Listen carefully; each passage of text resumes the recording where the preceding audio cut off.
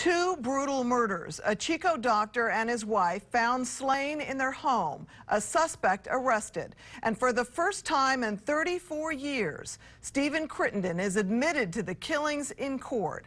The murders happened more than 3 decades ago, and the case is still working its way through the judicial system. Tonight, a look back at the high-profile case and candid interviews with those who were involved with the investigation.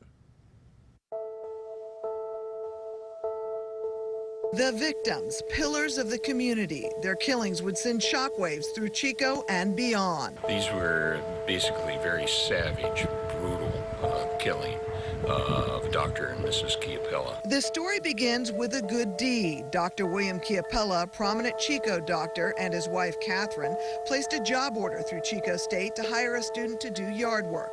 The student they hired, Stephen Crittenden. It would prove to be a fatal mistake.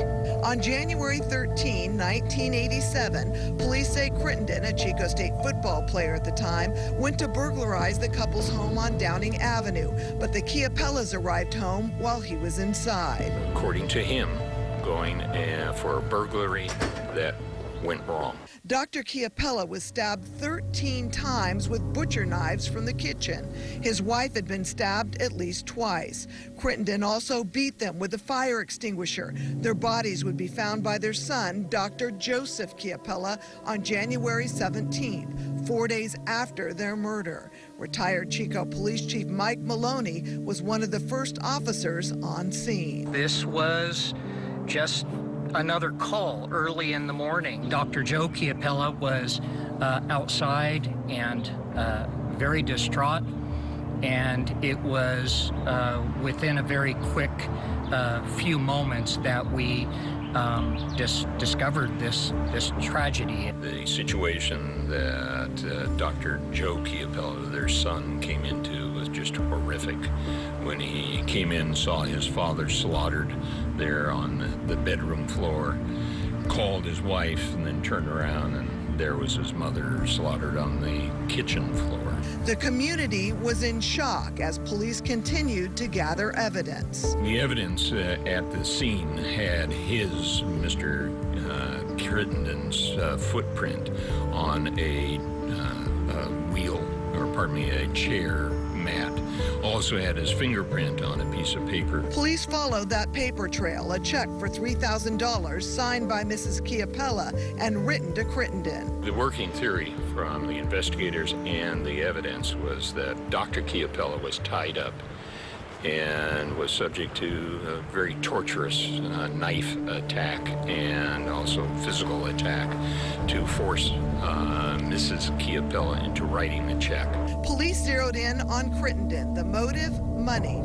Crittenden used money from the check to pay overdue rent and bills. He had an alibi for that check. He said Mrs. Chiapella had paid him for sexual favors that would later prove to be a lie.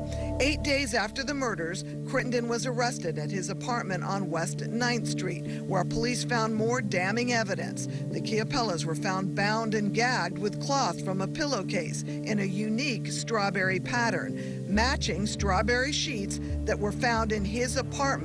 A trial date was set in Placer County after the case was moved out of Butte County for extended media coverage. And while awaiting trial on May 11, 1987, Crittenden escaped from the Butte County Jail, kidnapped an Orville man and forced him to drive him to Sacramento. A jury convicted Crittenden in 1989 of 2 counts of murder with special circumstances. While on death row in San Quentin, in 2015, his conviction was overturned.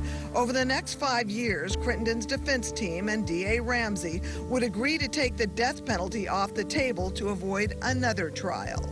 And on this day, in a Placer County courtroom, Stephen Crittenden would write a full confession in a form of a letter to the Chiapella family. In Crittenden's 12-page letter, for the first time, he admitted to murdering the Chiapellas to avoid being caught in the burglary. He admitted the $3,000 check from Mrs. Chiapella was not for sexual favors, and he apologized for saying such terrible things. He also stated he was sorry for the pain he had caused. Those were empty words for the family, who sat just feet away. Filling 2 rows of the Placer County courtroom, one by one, the family spoke. and their granddaughter born in June after their murders. I'm glad we got the confession, but it was definitely full of half-truths and excuses, and he only made it because that was the last option he had. He didn't make it because he was remorseful. So while I'm glad that we got a little bit more closure, we know that it's because of our actions, not because of his own remorse. The final chapter written, at least for now. Chiapella family said in the Placer County courtroom they plan to be at his parole hearing in 2035 to make sure he spends the rest of his natural life behind bars. And we'll be back with more news right after this.